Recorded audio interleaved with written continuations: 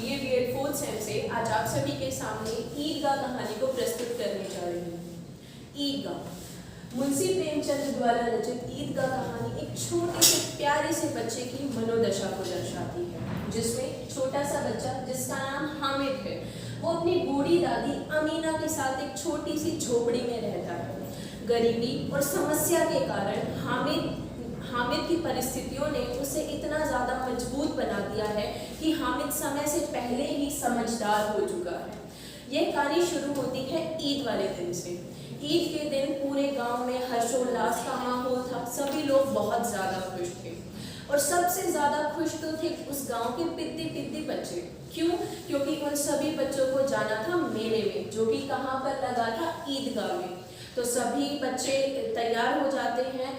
हामिद की बूढ़ी दादी, क्योंकि उनके पास पैसे नहीं थे, लेकिन बहुत मुश्किलों से उसकी दादी पैसे अपनी कढ़ाई बुनाई से 3 पैसे इकट्ठा करती है और वो दे देती है हामिद को और कहती है कि जा बेटा तू मेला घूम कर आ। उसके बाद हामिद घर से बाहर जाते हैं तो उसे अपने दोस्त मिलते हैं, जो ये कहते हैं कि अपने पैसे गिनना शुरू कर देते हैं कि मेरे पास 15 पैसे हैं, कोई कहता है मेरे पास 12 पैसे हैं, तो कोई कहता है मेरे पास 10 पैसे हैं। तो उन सब की बात सुनकर हामिद का मन ललचाता है और वह सोचता है कि जब मेरे अब्बाजान शहर से आएंगे तो वो ढेर सारे पैसे लाएंगे, तब मैं इन लोगों को बताऊंगा। जबकि था क्या कि हामिद के जो माता पिता, उसके अब्बा और अम्मी थी, वो 1 साल पहले उनकी मृत्यु हो चुकी थी और उसकी दादी अमीना ने उसे कहा कि तुम्हारे अब्बा और अम्मी बाहर शहर गए हैं पैसे कमाने के लिए, जिससे कि हमें एक छोटे बच्चे के बाल मनोविज्ञान का पता चलता है कि उसके अंदर अभी भी यह धैर्य है और वो मानता है कि उसके माता पिता वापस लौट कर आएंगे।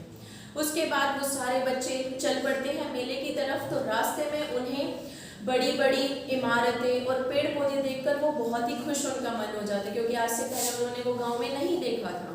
उसके बाद वो बच्चे मेले में पहुंचकर चले जाते हैं। तो सारे बच्चे मेले में झूला झूलने के लिए जाते हैं, जो सभी बच्चे करते हैं, लेकिन सभी बच्चे तो झूला झूलने जाते हैं एक हामिद को छोड़कर, क्योंकि हामिद सोचता है झूले पर पैसे डालना तो व्यर्थ है, तो वह झूला झूलने नहीं जाता। और उसके पास थे भी 3 रुपये ही केवल, तो उसमें खर्च कर देता, तो वो कोई काम की चीज़ नहीं ले पाता।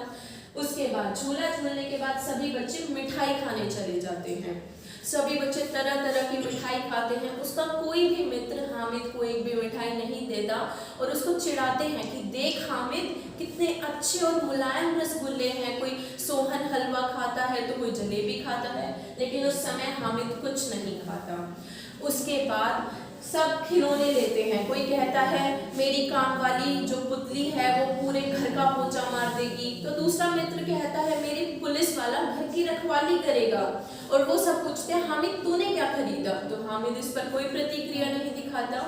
जब सबके पैसे खत्म हो जाते हैं तो अंत में हामिद और उसके दोस्त आगे बढ़ते हैं, तो उन्हें रास्ते में दिखती है एक लोहे के बर्तन की दुकान, जिसमें से हामिद सोचता है कि मेरी दादी जो डेली मेरे लिए खाना बनाती है चूल्हे पर, उनके हाथ जल जाते हैं, तो क्यों ना मैं एक चिमटा खरीदूं जिससे दादी के हाथ भी ना जले और वो मेरे लिए रोज भोजन भी बनाए।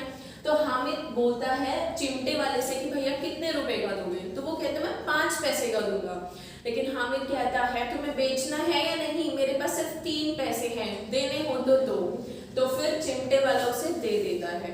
घर आने के बाद हामिद की दादी उससे मिलती है, उसे गले लगाती है। तब तक उसने चिमटा नहीं देखा। चिमटा देखने के बाद उसकी दादी कहती है हामिद ये तूने क्या करा, मैंने तो तुझे खेलने कूदने या फिर खरीदने के लिए दिए थे, तू ये क्या ले आया।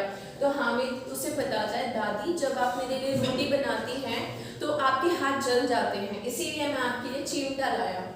तो इस पर उसकी दादी बहुत प्रसन्न होती है और देखती है कि मेरा हामिद जो इतना छोटा 5 साल का बच्चा इतना बड़ा हो गया। तो हमें यहाँ पे हामिद के बाल मनोविज्ञान का पता चलता है और गरीबी के कारण वो समय से पहले इतना समझदार हो गया।